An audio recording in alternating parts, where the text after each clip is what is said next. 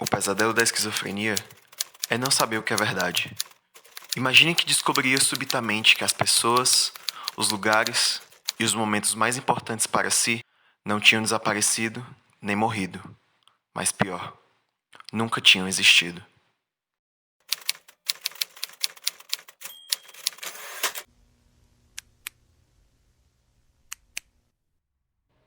A esquizofrenia pode ser definida como uma fragmentação na estrutura básica da mente, sob a qual não consegue mais distinguir experiências internas das externas, afetando sua capacidade de percepção, seu comportamento e suas emoções. Assim como boa parte dos distúrbios mentais, a esquizofrenia pode variar entre algo insidioso e gradual para algo explosivo e instantâneo. Mas o que difere essa doença das outras é de como seus sintomas podem ser caracterizados em dois grandes polos: positivos e negativos. Ao contrário do que as palavras dizem, essas categorias não dividem sintomas bons de sintomas ruins. De uma forma clara, podemos dizer que os sintomas positivos adicionam algo, enquanto os negativos tiram algo. O exemplo claro de sintomas negativos é a falta da capacidade de demonstrar emoções, causando um afastamento do paciente em relação a tudo à sua volta, enquanto o exemplo claro e mais comum de sintomas positivos são as alucinações e delírios recorrentes. E é exatamente isso que faz com que a esquizofrenia se torne uma doença tão debilitante, fazendo com que o real conceito de realidade passe a se tornar completamente distorcido e fragmentado.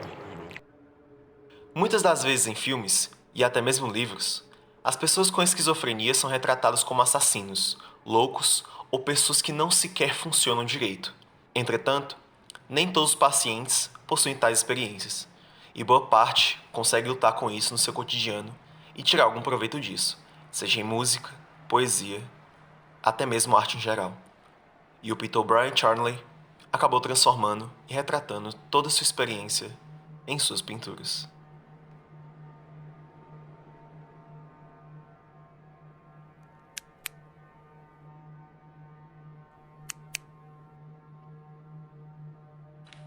Brian John Charnley nasceu em 20 de setembro de 1949 em Stockton-Tees. No verão de 1968, aos 18 anos, ele sofreu um colapso nervoso, mas mesmo com tudo isso, ele foi capaz de estudar na Leicester School of Art mais tarde naquele ano. Em 1969, Charnley ganhou uma vaga na Escola Central de Arte e Design em Holborn, Londres, mas não conseguiu concluir o curso devido a outro colapso, que mais tarde foi diagnosticado como esquizofrenia aguda. De 1971 a 1977, ele morou na casa com seus pais, entre os períodos de hospitalização e tratamento, incluindo ECT.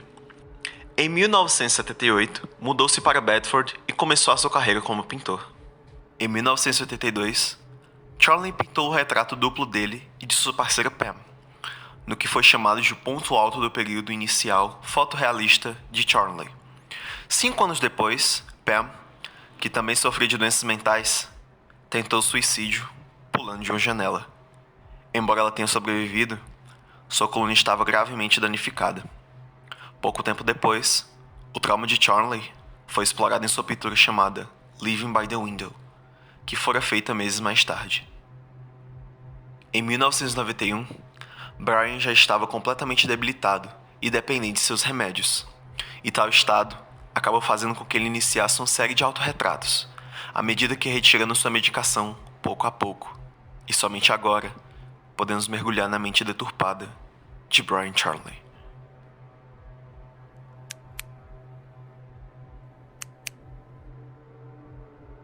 Como dito anteriormente, Brian iniciou uma espécie de diário com suas pinturas, retratando pouco a pouco o quanto sua mente estava se destruindo, e seus pensamentos iriam se tornando cada vez mais abstratos. Em seu primeiro retrato, está tudo normal, não há mais nada ocorrendo ao seu redor, sua mente estava calma e sua expressão bastante neutra. Em seu segundo retrato, Brian tentou ir representando a forma como ele via sua doença, e assim como em boa parte dos quadros, há uma nota indicando o que se passa. Reduzi a dosagem para 3 mg. Tentei tomar comprimidos de temazepam para dormir um pouco. Eu estava muito paranoico. A pessoa lá em cima estava lendo minha mente e falando comigo. Eu sentia que isso acontecia porque estava descarregando vibrações muito fortes, que poderiam ser facilmente interpretadas. Tentei expressar isso na pintura. A grande orelha de coelho é porque eu estava confuso e extremamente sensível às vozes humanas, como um animal selvagem. Também senti que estava sendo visto de maneira geral por eles. Em seu próximo retrato, podemos ver que algo está começando a dar errado. Suas pinturas ganham um tom mais abstrato, com o denominado efeito grafite. Em sua nota, ele diz: não deveria perder a oportunidade de ouro para descrever através da pintura a desintegração mental. Pintado no dia seguinte ao último retrato, a falta total de concentração significava um efeito de grafite novamente. As manchas no cérebro da cabeça são sangue de verdade, para tentar superar a dor mental que estava sentindo.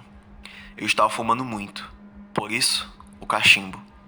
Não há olhos para ver o que realmente está acontecendo, e eu tenho uma boca costurada. O sangue é meu. Eu esfaqueei a base do meu polegar. Não é o tipo de coisa que você pode fazer com os tranquilizantes. Ainda estou tomando apenas um comprimido de temazepam, mas sei que não posso continuar por muito tempo. A partir daqui, podemos perceber um pequeno padrão em suas pinturas, mostrando e provando que Brian está se afundando mais e mais em sua dor, tanto física quanto mental.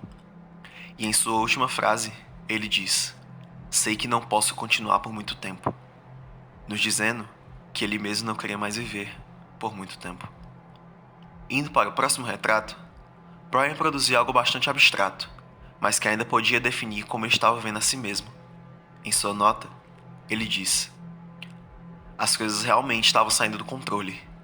Uma estranha força espiritual estava me fazendo sentir que não devia fumar ou iria ocorrer um desastre. Isso estava me deixando louco, pois normalmente eu sou um fumante compulsivo. Eu andei e andei, jogando minha bolsa de cigarros fora. Eu tinha tomado 15 doses de Depixol no dia 24 de abril para tentar me livrar das demandas espirituais que estavam me deixando louco, mas sem sucesso. Continuei tomando altas dosagens nos dias seguintes, mas nada estava surtindo efeito e achei que deveria ir ao hospital. Quando cheguei em casa, depois de uma das minhas longas caminhadas, meu irmão telefonou. Eu disse a ele como me sentia, e logo depois, ele disse algumas palavras de verdade que cortaram completamente a situação, até os ossos, e tornaram as forças espirituais, felizmente, impotentes. Eu escrevi para complementar: o amor dói, o amor é estranho. Porque essa foi a primeira ajuda real que recebi depois da minha doença. Todo mundo parecia tentar me fazer sentir pior. É também referência à declaração que o amor é a verdade. Eu realmente queria dizer que verdade é poder, é beleza, é amor. Mas deixei como está, porque acho que a música com o mesmo nome é ótima de qualquer maneira. Os médicos apenas prescrevem mais e mais medicamentos quando os pacientes apresentam algo que ele não consegue lidar.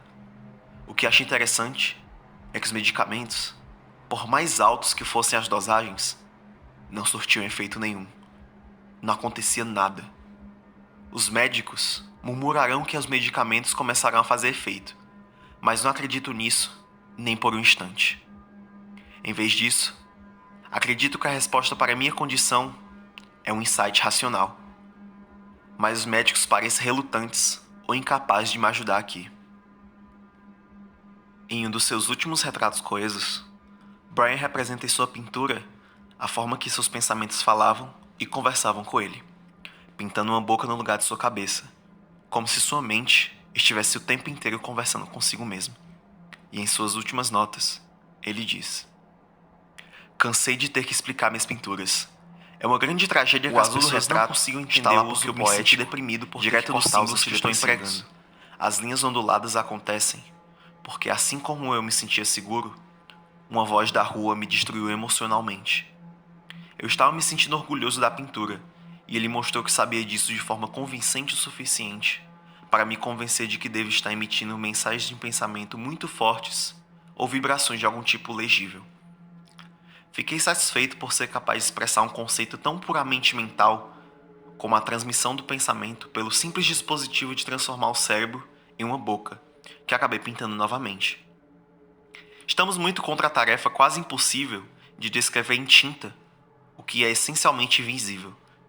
Símbolos passam a ser empregados e o apropriado deve ser encontrado. Também deve haver uma carga poética associada a ele. Ainda assim, as pessoas são muito ignorantes para ver. Nesse estágio, minha preocupação central era a transmissão de pensamentos. Isso passaria à medida que eu ganhasse conhecimento e os efeitos da retirada dos medicamentos passassem. Eu estava muito preocupado com o rádio e a televisão porque parecia me entrelaçar com suas ondas transmitidas, e isso me expunha completamente, o que eu achei humilhante. As pessoas riam de mim enquanto isso acontecia, ou me diziam que era de verdade por meio de observações agudas, e logo depois, continuei meu afastamento de todo o círculo social. À medida que o tempo foi passando, seus retratos se tornavam cada vez mais sem sentido e grotescos, até chegar em seus momentos finais.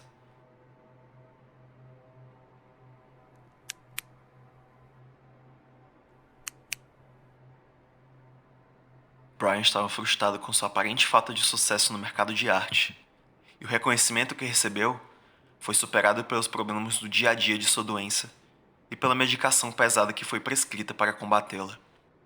Em julho de 1991, ele pintou seu último retrato, ou o que era para ser.